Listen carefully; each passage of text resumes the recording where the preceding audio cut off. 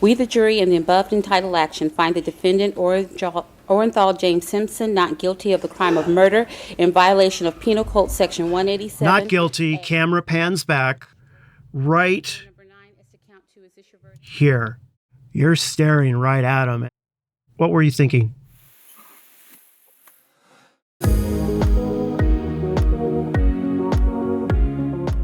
Well, hi everyone and welcome to Pal Detect. Today I have a very special video for you about a genre of photography that's not often discussed, crime scene photography. For today's video, I met with Tom Lange. He's a former LAPD homicide detective who, over 29 years, has worked on more than 250 homicide investigations.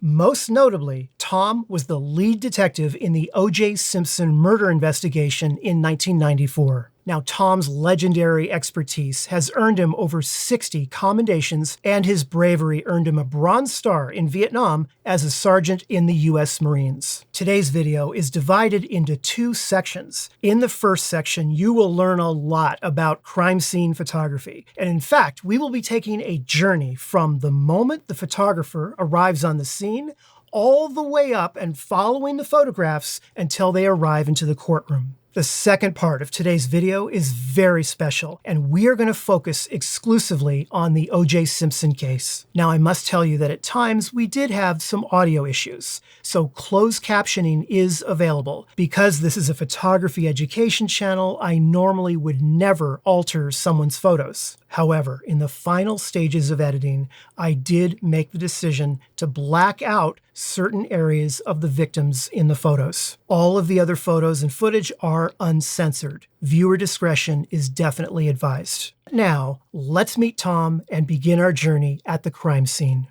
Welcome, Tom. It is an honor to have you on the show. I have so many questions for you. You have a job, essentially, where you are literally seeing the aftermath, in many cases, of the worst of the worst of the worst. And how do you compartmentalize that and be able to do it so successfully for so long? You have to be able to psychologically separate yourself from what's in front of you because you're there to do a job.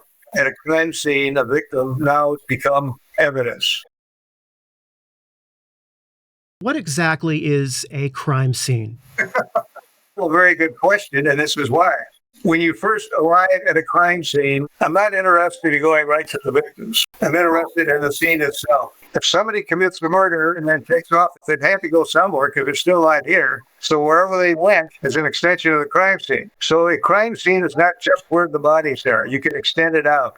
As far as the Simpson case goes, and it's a good one to use here, we had Bundy Drive completely closed down for a block in either direction, plus across the street, plus the alley behind the location, plus Dorothy Street, which was off to the south, because this is where Ron Goldman parked his girlfriend's car when he came to the crime scene. So you want to secure as much as you can because you're only going to get one shot at this. And of course, the major part of that memorialization is photographs. This case initially over 1,000 still photographs. Now, this crime scene became expanded to the extent where there were additional crime scenes associated with it. The first day on the job, we ended up with technically 3 different crime scenes that were connected. At the Bundy crime scene, you had Rockingham once the glove was discovered. Thirdly, we had the Bronco, which was parked out in front of Rockingham. So that whole area, this expands out. You've got evidence in these 3 locations. Now, when you throw the media on top of that, within hours, that just confounds everything you're doing. You can't be everywhere at once. You never have enough people because his media has more resources than the police department. They can get around easier than the police department. At Bundy, across the street, there's a little knoll. We were setting up cameras on this knoll shooting down onto the crime scene. So I was asked, well, you shouldn't cover a victim at a crime scene because you could have contamination from that garment that's covering. That's true. But you also have other considerations. As I stated earlier, in a crime scene, the victim is in fact evidence. The location of the victim is evidence. How that victim is dressed is evidence. Any blood trailing on the victim is evidence. Holes in the clothing is evidence. Wearing shoes or not wearing shoes is evidence. Defensive wounds are evidence. In this case, her wristwatch had stopped at a certain hour. That was evidence. All of these things can be compromised to the media across the street. Evidence at a murder scene, you want to be the other one that knows about it, because sooner or later you're going to have witnesses and hopefully suspects. And if the world knows all about this evidence and all your little secrets are out there, you're not going to get very far. So you want to protect that. That's why the blanket was put on that particular victim. Let me ask you this. You had a photographer. Do you direct what they shoot, how they shoot it? How does that work? Photographer shows up. What happens next? They sign in when they get there, and they essentially will be working with you. Mr. Rokar, would you please tell the ladies and gentlemen of the jury what you do for a living? I'm a photographer for the city of Los Angeles, assigned to the police department. Now, I always began with start on the outside and move in, get orientation shots. So I had to go out and start shooting from Bundy out to in. You've got Dorothy Street to the south. Ron Goldman parked his girlfriend's car there. You had the alley in the rear. So I got overall orienting shots, and these photographers know what we want. They know how to get up high and take them down. Eventually, I'm going to take overhead shots from a chopper or a drone or whatever else. You have the front area here. You want that taken before you even get near the bodies. The bodies are probably the very last thing we're going to deal with. What you see on television sometimes is a homicide cop comes to the scene and they go right up to the bodies and they're going through the bodies and they're turning the body over and they're going through their pockets and they're looking at the eyes. You don't do that. You don't ever touch a body at a crime scene. That's the coroner's job. Once the coroner gets there, they will do an independent investigation of the body and what's on the body. If the body is holding a gun, you don't take the gun. If there's wounds, we'll take shots of the wounds.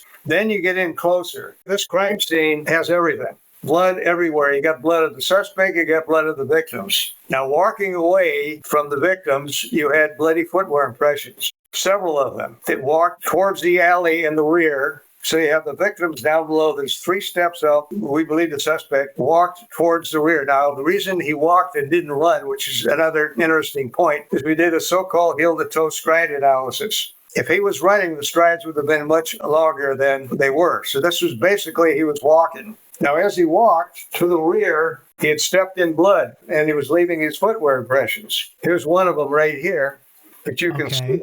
Now, we had several like this with less blood, a couple maybe with more blood. But this is a pretty clear footwear impression that we want to measure, because that will be, if nothing else, circumstantially important to the killer if we have a suspect. If you look here, you can see footprints if you look really close. This is the night photograph. The following morning, we took this photograph with the little cards here identifying footwear impressions, and along to the left, the side, blood spatters, tailing in the direction that the source was walking, towards the alley.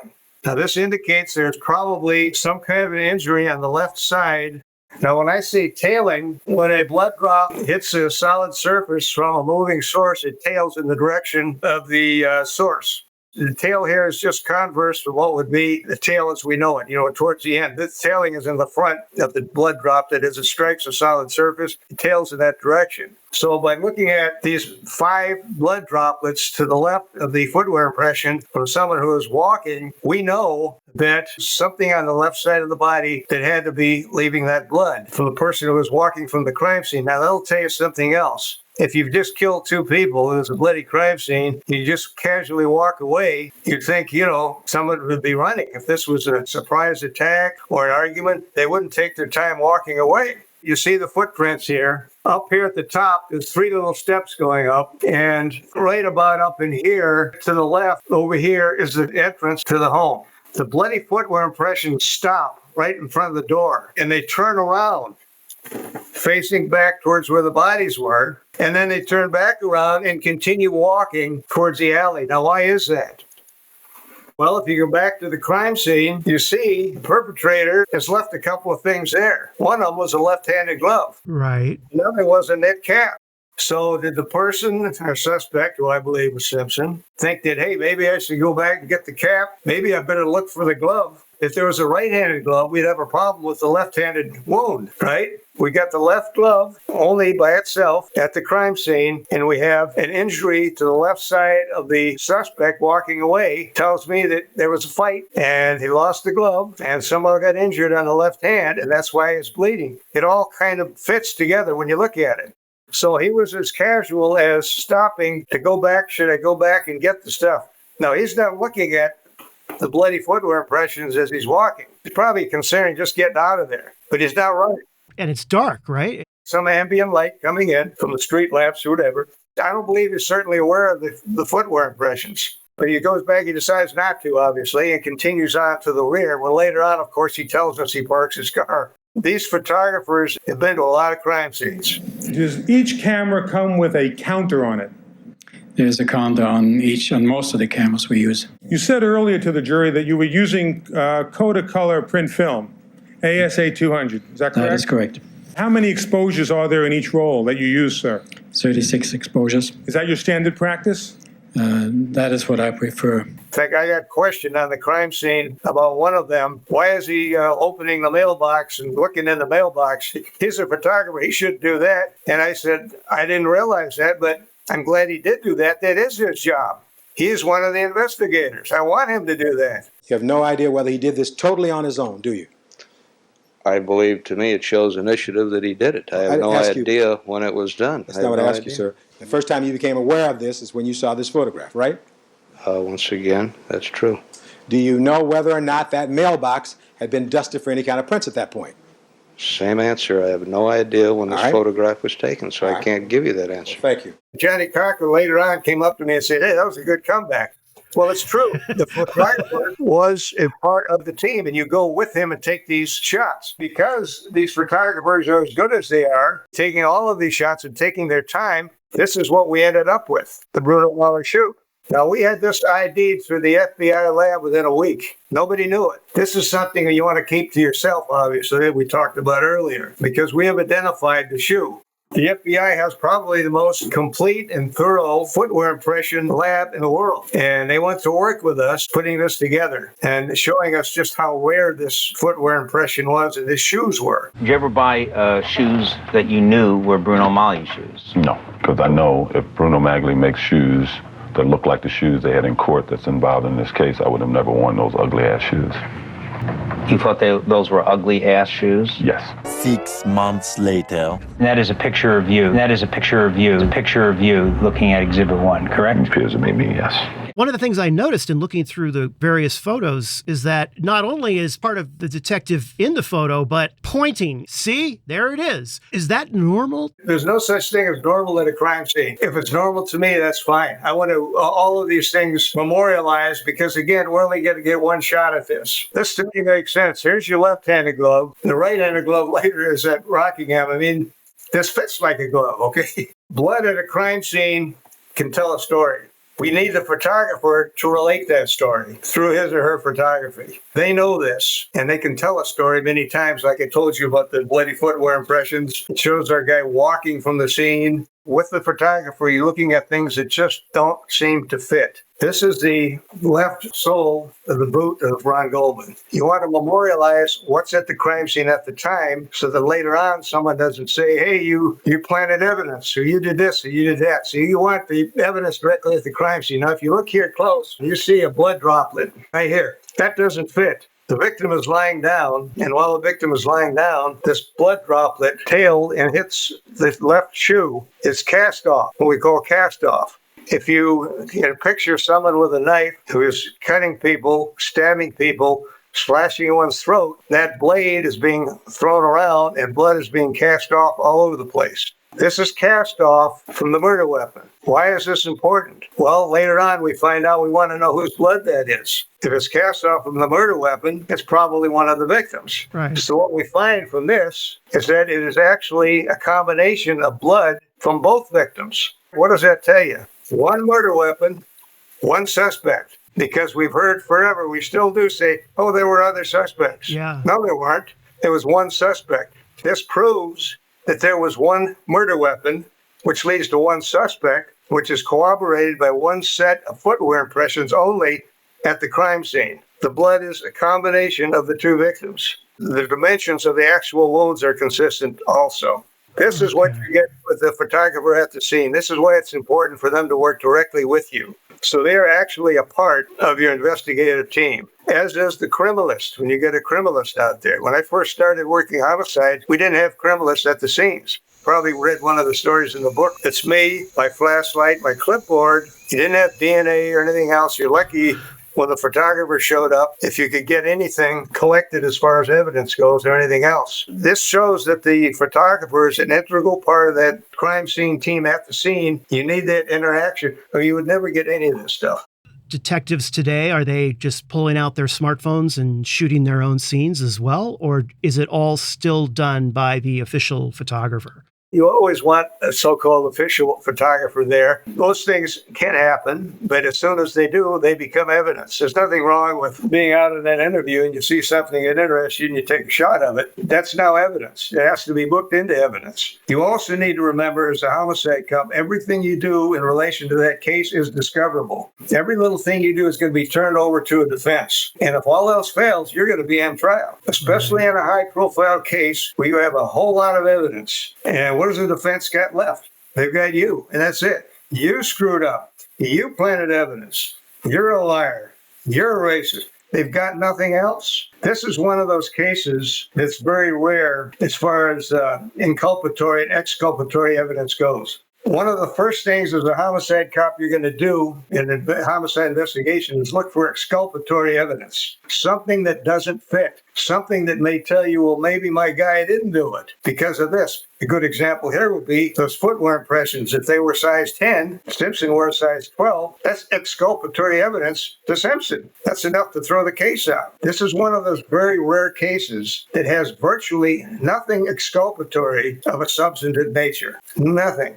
Now you have these photos, and they're on a board in front of the jury. What a defense attorney will try to do is use the prosecution's case against you or against the prosecution if they can turn it around. Cochran is pretty good at this. He's not presenting his own evidence in defense of his client here because there is none. There's nothing he can throw up there that's exculpatory. Oh, my client wears size 10 shoes. Perhaps someone who's only worked a couple of homicides can get tricked into saying something that he wants you to say, and he'll take it off in another direction. It's all nonsense. If you have nothing exculpatory that's solid, nothing substantive, you got to play games with the evidence. And that's what the defense did in this case. They knew that there was no blood planted anywhere. You can take blood samples from the crime scene here and put it out on the Bundy Drive and let the traffic run over it back and forth for 6 months and collect it. It doesn't change anything. If DNA is contaminated, that doesn't mean it changes the DNA from John Doe to Mary Jane. It just, would make it a little bit less likely to identify John Doe? It doesn't change the person. But you know something, Chris? It worked. Their only job here is to get their man off. Whether he's guilty or not is totally irrelevant. A lot of people don't get that. You got the call at about 4 in the morning, 4:30? It's about 3 in the morning, 3:15. You get over to Bundy. Already, Vannatter was there, Fuhrman was there, and Phillips was there. What was Fuhrman's demeanor? Because at that point, he no longer was in charge of the scene. It was handed over to Vannatter, right? Fuhrman was on call. He was on a smaller detective unit, West LA, who would roll out and secure the scene and assist if needed. But he wasn't a homicide detective. But we also decided to use them because the commander also thought it'd be a good idea if we would go to Rockingham and try to find O.J. Simpson, because we also had 2 children that had been removed, taken to the station. This became a big concern, and now that the media is starting to show up, we have to find Simpson and tell him that we have his children, tell him what's going on. Someone will stay with him. The other 2 can go back, Phil and I, and handle the crime scene. And that has happened. I mean, for example, when John Belushi died in 1982, there were relatives that found out through the media, and so there was an understanding to notify the family as quickly as possible. Good point. That is also true of the Brown family. I had to actually make a death notification telephonically. You never want to do that. They had absolutely no choice because the media was all over it. I think they'd rather have me call than the media banging on their door early in the morning saying, well, you know your daughter's been killed. You don't ever want to do it on the phone. But I had no choice. OJ receives a phone call telling him, your ex-wife has been killed. And OJ never once asked how it happened. That's the part, I think, that speaks louder than any single piece of evidence that I read in the book. That would be the first thing out of your mouth. How did they die? What happened? And how are the kids? None of that was asked. Very strange. You're dealing with a sociopath, and he probably expected something, some phone call or something. And of course, he only had one response, I'll be in the next play out. There was a butcher knife in Nicole's kitchen just sitting there. It was the only thing on the counter. And because the door was left open at the time of the murder, I guess she intended on just opening up the front gate because the thing didn't work. So she had to go outside, let the person in. But there's a butcher knife. Why? Nicole told her mother that she believed OJ had stolen her keys to her condo about 10 days before she was killed. She was concerned that because he had beaten her in the past, he'd threatened her. When Ron Goldman called, said he was bringing the glasses over, two of his glasses, Nicole's mom, had left them at the mezzanine. Ron was going to come over. She was waiting for him. So she was waiting at the front. The door was found wide open, lights on, porch light on, waiting for Ron Goldman with the glasses. It was tested extensively. There's no prints on the knife, no blood on the knife, no nothing. Just placed there out of a drawer. It could have been anything, but again, could have turned out to be a red herring. If you're really that afraid, wouldn't you take the knife with you? If it's Ron Goldman showing up, he's a friend of mine. Right. There's no sense to me having a knife in my hand. Maybe she should have been a bit more protective. I don't know. But we do know that she now had the keys to her condo and the front gate. They're two different keys. More and more evidence that people didn't see. But this wasn't even a consideration for the DA, which I still have a problem with. She believed that he now had the key to the front gate and to the front door. She was concerned, but she let her guard down maybe a little bit, waiting for Ron Goldman to show up. If she had that, would she really be able to defend herself? Who knows? The defense seemed to be pulling out, well, here's a photo of what it looked like, and then it was moved, or things were not in quite the same position. The cap might have been moved a little bit, things like that. Wouldn't the area where the crime happened, particularly for Ron, it's extremely small. Here you have a bunch of investigators. They're trying to do their job. They're stepping over each other, moving stuff around, right? I mean, could that have been why the envelope may have been moved half an inch to the left from one photo to another? That was exaggerated by the defense. You expect that. That's their job. If you want to come in here and talk about science, well, you better be prepared to be put under a microscope and have your entire character subject to attack. When the criminalist moved in, he moved the envelope very slightly because earlier he made a statement saying he never touched anything with an ungloved hand, which he inadvertently forgot that he had touched the envelope. That's a big nothing. That's a big zero. Everybody knows it with an ounce of common sense. But they use this in order to embarrass this young guy because they're playing a game with him. There. How about that, Mr. Fung? That he wasn't up to it. Put a question in the mind of a jury, and if you get a juror up there who has a question, that may be enough to acquit. The evidence here was overwhelming. You get down to a thing called common sense. 2 plus or 4 and 4 is 8. Photographs don't lie. Wasn't there discussion that there had been a fingerprint on the back gateway at Bundy that had never been collected? Another red herring. The more evidence you have supporting your cause, the less evidence the defense has, the more red herrings you are going to discover. Now let's take the so-called print on the rear gate. Fuhrman says he saw what appeared to be a possible smear or print on the gate. Now, he didn't tell us anything about which he should have. Again, experienced investigator here, never worked a homicide case. He's walking us through what he sees. Now, as we're walking along our pathway, we select a certain area where everybody walks in the same areas where you don't step on evidence and leave footprint or whatever else. You're walking through, showing us the gate. He never mentions anything about it.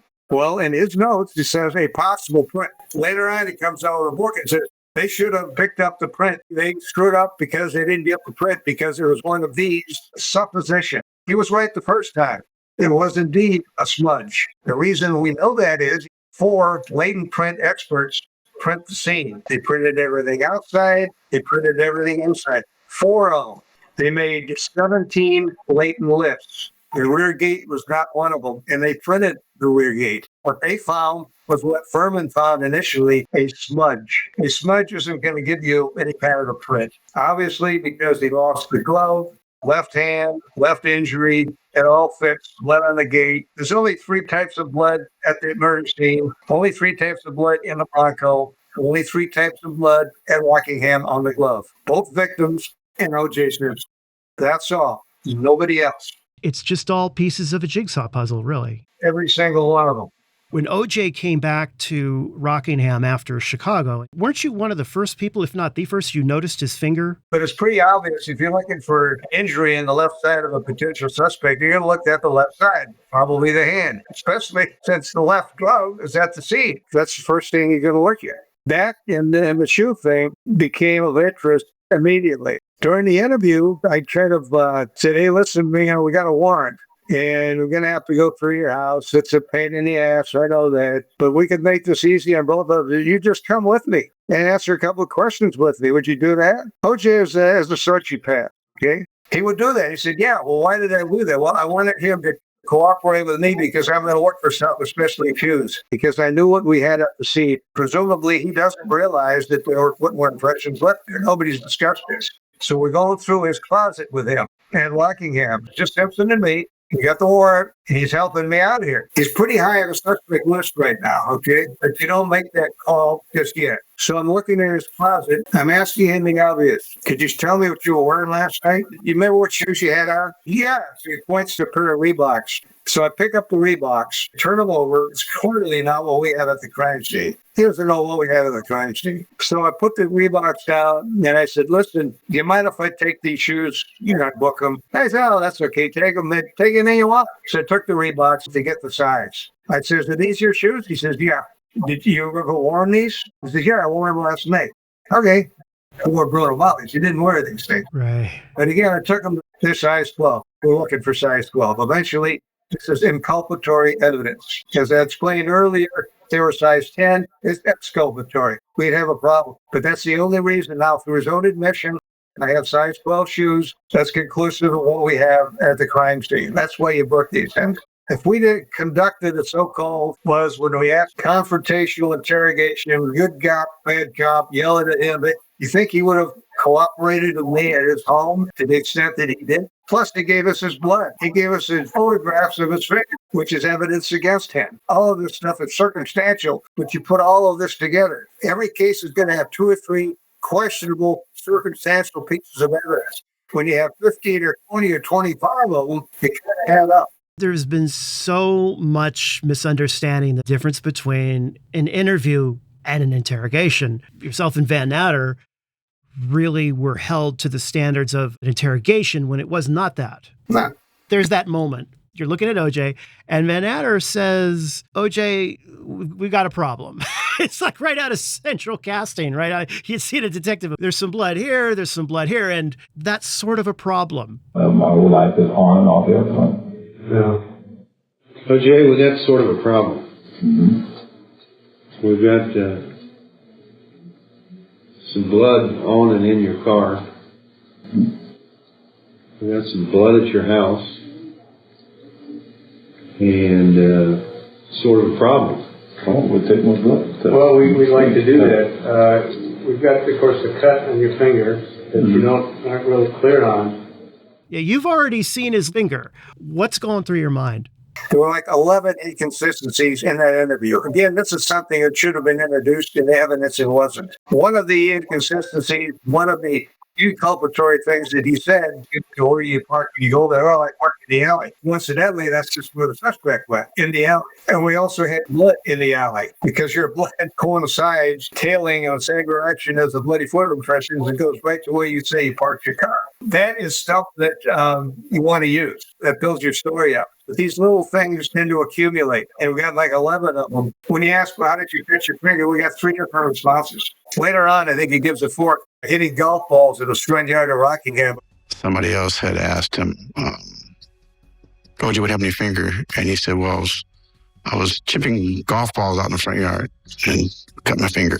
Well, if he's doing that, he's doing it by braille, because there's no lights in the front yard of Rockingham where he can be moved. So he wasn't chipping golf balls when it went down. That's the value of an interview, and a lot of people don't understand that there's a distinct difference. Even if you have a strong case, you have nothing to confront him with. Blood hasn't been analyzed. Nobody's pushing him. You're just kind of having a conversation. Without that, you're not going to get anything. He didn't have to be there, and he knows that. So with him, he's in charge. This is kind of a game with him. If you yell at him, confront him with evidence you don't have, he's going to walk. Because we didn't do that, he allowed us to take photographs of his still bleeding finger. That's evidence against him. He allowed us to take his blood. Why wasn't he just arrested quickly? Basically, a 48-hour time to file a case or release. We knew that this blood could never be analyzed in DNA in 48 hours. The footwear impression is the same thing. This is still circumstantial. This is a very high-profile case. You're going to handle it a little differently because the press isn't beating on your door wanting to know what's going on. But if we go ahead and make this probable cause arrest, there's probably a 90% chance we're releasing him in 2 days. And how does that make us look? We don't know what the hell we're doing. Right. He's not going anywhere. He's O.J. Simpson. Even the DA herself came out and said, well, they could have booked him. No, she knows better than that. They never would have filed a case, and he'd have been out. It would have been ridiculous. It was Vannatter's decision, or wasn't it, to bring Marcia Clark into it? Phil came to me, and we were under a lot of pressure now. Back at the crime scene, he's going to go get a warrant for Rockingham. He says, I'd like to drop in and see Marcia. He's a good prosecutor, very bright. I said, all right, go with her, fine, because we need a good attorney right now, and they're swinging. And so he went to Marcia, and of course, he took the case, which at the time was the right choice, I think, now thinking back. Later on, things changed for political reasons. This is a CBS News special report. The Los Angeles Police Department right now is actively searching for Mr. Simpson. This was obviously one of the most famous moments in U.S. history. You were calling O.J. during the chase to, number one, get that gun out of the situation, and number two, make sure he didn't use it on himself. I mean, I don't know how you did it, man. You literally called O.J. Just let me get to my house. Okay, we're going to do that. I swear to you, I'll give you I'll give you me. I'll give you my whole body. Okay. I just need to get to my house. Okay. I live with Nicole. We're going to do that. Just throw the gun out the window. First of all, how did that happen? And second of all, do you recognize your significance in saving that situation? I'd walked back into the office. We knew we'd lost him. I feel responsible for my own case. It's my case. He's my suspect. I got the warrant for him. I'm going to arrest him. I had that responsibility. So I found a way to get to him through the phone. I never thought he'd pick up, but he did. You get cut off a number of times. Just throw it out the window, please. You're scaring everybody. OJ, you there? This is for me. This is not to keep you guys away from me. This I know is for that. me. Nobody's going to hurt This you. is for me. Okay, it's for you. I know that, but do it for you. This is for me, for me. I That's know all. that. I know that, but do it for the kids too, will you? Yeah. Think of your kids. The more I talk to him, the less he's going to think about using the gun. He's got a gun. You got to assume it's real. You got to assume it's loaded. You got to assume he's going to use it. Whether it's on himself, AC, the cops chasing him, one of the so-called idiots that are running out and banging on the car when they're going 10 miles an hour. He could shoot anybody at any time. It's the gun. That's all it is. Don't do this. All I did was love Nicole. All I did was love her. I understand. I love everybody. I try to show everybody my whole life that I love everybody. We know that. And everybody loves you, especially your family, your mother, your kids. If I can talk to him and he's going to talk to me regardless of what's said, he's not going to use the gun. You got to do something. Because I looked at that and I thought nobody's doing anything. But the bottom line is you try anything you can and then you go with it. Your tone changed, Tom. You became a little bit more, hey, come on, think of your children. Don't do this. You have to insert a little bit of empathy when you feel it's needed. And I felt that it was needed. Don't do it, OJ. It's going to work itself out. It's going to work. It's going to work. You're listening to me, I know you, and you're thinking about your kids right now, aren't you? Aren't you? Oh. They're thinking about you. They're thinking about you. If I don't talk to him during that 15 or 20 minutes, what is he going to be doing with his time with a loaded gun? I don't know. That was my only concern. So we talked and we talked. And I felt it was necessary to throw in some empathy. Whether it struck home or not, I don't know. I don't care. It didn't matter. The bottom line is we don't want him shooting the gun. If there was one piece of evidence that you really wished had been brought into that trial, what would that have been? Oh, gosh. I've got 3 typewritten pages. I think there's 20 or 21 things. I mean, all substantive as hell. Every one of them is. The interview, perhaps the witness at the airport waiting for his wife was an employee of American Airlines who, before the bodies were discovered, saw Simpson putting several items into a trash container on the entrance to American Airlines. 11:05 or 11:10 at night, there's nobody there. And he sees a limo pull up in front of him. He's got nothing else to look at, so he's looking at who's getting out of the limo. It's O.J. Simpson. Simpson gets out, the red cap comes out, the chauffeur gets out, Alan Park. and start taking luggage out, health clubs out of the limo, and the red cap and Ellen Park have gone inside with his luggage, and he sees Simpson standing by a trash container. It's 44 inches high, 4 sides, flat on top, 4 openings. He's taking things out of a little half-moon-shaped travel bag and shoving them down into the trash container. This is 30 minutes after the murders. We never found a knife. We never found bloody clothing. We never found bloody shoes. I wonder what he's putting in that trash container. And when he's through putting the stuff down, he zips this container closed, picks up the bag, and walks inside. The next morning, he hears about O.J. Simpson, might be a suspect, and he says, well, it couldn't have been Simpson because I just saw him at the airport a little after 11, and they say the murders happened pretty close to 11, so I'm an alibi witness. So he calls the defense, talks to the defense investigator. Now, is the defense required to tell us about him? No, unless they use him. If he's a defense witness, if they write him up, they interview him, discovery process, we have to turn everything over to the defense. Well, guess what? They have to turn everything over to us. That would be a defense witness, and they wouldn't ever do this. This guy is a dynamite witness. What happened to all this evidence? Well, maybe it's in the trash container. We're in the trial, and this particular witness is listening to the trial. And he says, well, they get a lot of evidence, and now he's understanding the timeline a little better. He called me during the trial at lunch. I'm at my desk. I'm about ready to go back to the courthouse. He says, but I saw Simpson putting some stuff into the container.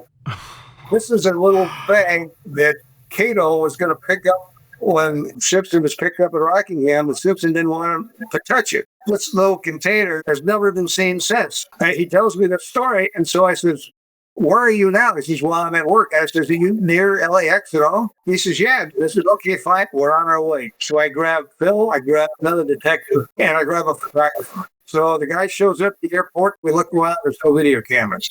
This is 1994. They didn't have video, so we can't look for them. But I see the 2 trash containers, one on either side. I said, is one of these containers? He says, yeah, that one on the left. This is 9 months later. We find out there are 3 pickups daily. They go to 2 landfills. One of them landfills today, there's a housing development on top of it. The other, who knows? After 9 months, you're going to find something in one of 2 landfills? No. Anyway, I write this up. We take photographs of everything. This trash can, everything else. I rush back to Marcia. I said, boy, this is great. We finally got what we wanted. You got a witness that you saw Simpson at the airport right after the murders for this container. This is great stuff. She looks at me and says, well, it's one-on-one. So I think she's kidding me a little bit. She could be a little dry, maybe. No, she's serious. Years later, I'm doing a special for A&E. We got Alan Park. He tells me the same story. Yeah, I saw Simpson standing there with the bag. I says, why didn't you tell somebody? He says, I did. I told Marcia, the DA. She never told me that. So she held back on that. Why did she do that? This is evidence that the cops put together because they're cops. That's what they do. Why would you put it on? Because I would have to testify and he would have to testify. It kind of makes the LAPD look good. That might piss off our jury who hates the LAPD. It was all political again. Here we go to politics again. All of this evidence, these 20-something pieces of evidence were out brought in for those very reasons. Political. If the cops do something, they have to testify to it. I had a harder time on 8 days of direct with Marcia than I had on 8 days of cross with Johnny Cochran. Because I knew exactly where Johnny was coming from. And I knew exactly what was happening. They were glaring at me and writing everything down for Johnny. I knew where we were going with this, and so did she. So she doesn't want anything to do with the LAPD. And she certainly showed that in trial. To this day, that really fries me, but that's what happened. I'm going to play just this, and I'm going to pause it, and I want to ask you a quick question here. Not guilty of the crime of murder in violation of Penal Code Section 187A, a felony upon Nicole Brown Simpson, a human being, as charged in count 1 of the information. All right, so not guilty, camera pans back. There's Tom right here. That's you. What did you think they were going to come back with? Because it was such a quick verdict. It was only like 2 hours that they actually spent any time on 9 months of testimony. I actually thought that they would probably convict him. If that makes any sense. I thought that they would convict him, but it didn't surprise me because of the way that the jury perceived what was going on. I spent 8 days on the stand. When I was on direct with Marcia, she was asking me pertinent questions as to the evidence that I found in my investigation. And you're like 4 or 5 feet away from the jurors. Every now and again, you acknowledge them by looking at them, perhaps giving them a nod or whatever else without verbalizing with them. They would be glaring at me. Now, every juror has a pad of paper and a pencil. They're all sitting there and they can write down anything they want at any time they want. And I would glance at them during those 8 days, and they were just glaring with almost hate. And I'm thinking, boy, these people really don't like cops. Now, bear in mind, maybe they had their reasons. This is right after Rodney King, which was one of the most horrible things that ever happened to the LAPD,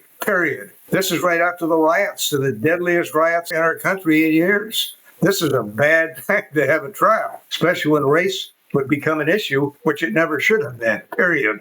So they're glaring at me. I know I didn't have the jury. Yet when Johnny would come on and cross me, they'd be writing like crazy. So what does that tell you?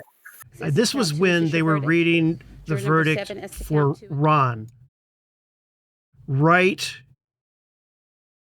here. You're staring right at them, and you were looking at them for quite a while. What were you thinking? You didn't have the courage to pull it out. You couldn't do it. It's disgusting. You ought to be ashamed of yourselves.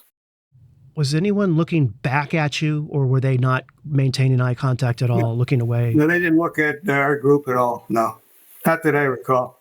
When the trial ended, did you remain friends with Vannatter? Sure, we were good friends regardless. And we went to breakfast one morning, and he told me what the doctor told him. He's got like 6 months. He lived about 8, but he went through a lot of pain and suffering, as did his wife. But he was a good friend. He was an outstanding cop. He lied about continually from the defense. He did not plant evidence because we all know what happened. And 30 years later, nothing has changed. The evidence hasn't changed. It's still there. People that watch this who are thinking about going into homicide investigation, what advice would you give them? You have to make decisions. It can't be a bump on a stump. Do this or do that. You got to make a decision. Sometimes you're right, sometimes you're wrong. You're going to be second guessed. If you're not second guessed, you've probably done something wrong. Maybe there is a conspiracy, like was accused of us conspiring to convict Simpson, planting evidence and all this other BS, which was a total lie, still is to this day. There's no proof, there's no evidence of that. There's evidence to the contrary, that there was not any blood planted on the socks. There's always an answer. You have to believe that there's no such thing as a crime that cannot be solved. Do you find yourself always questioning things, like when you're not on the job? Like, let's say you're standing in line at the supermarket and it's a 10 items or less. Do you investigate the person? Is that exactly 10 items? Like, are you always investigating in your mind? I hate to admit this, but we've got retired cops. We walk together. And we walked several miles. We've been doing this for over 25 years. And we haven't changed because we will be out walking and we'll see little different things. And we'll look at somebody sitting in a car in an alley and we'll think, what are they doing here? You know, we all look the same way. And we walk by and the person will look and we'll look it down and we'll just keep walking. Don't look too close. You'd be surprised what you see walking in alleys during the daytime. The same stuff we used to see walking in alleys as a patrol cop at 3 a.m. People just don't belong. The situation doesn't belong. Yeah, I still do that. And it's kind of fun because you don't have to really get involved in it. Just talk about it. I think this truly is a report of the evidence that was dismissed from the person who is in the best position to tell the world about it. I really appreciate it. You wanted to take time talking to me. It's been cathartic. I will leave links to all of Tom's books down in the description below this video. And again, Tom, thank you so much for your time today. I really appreciate it. Thank you, Chris. I appreciate it also. Thank you much. I would like to once again extend a big round of thanks to Tom for participating in today's video. He's got some amazing stories to tell, and unfortunately, not all of them could have been included in today's video. However, I recommend checking out his books. I will leave a link down in the description below this video. There's 2 more things that I want to mention.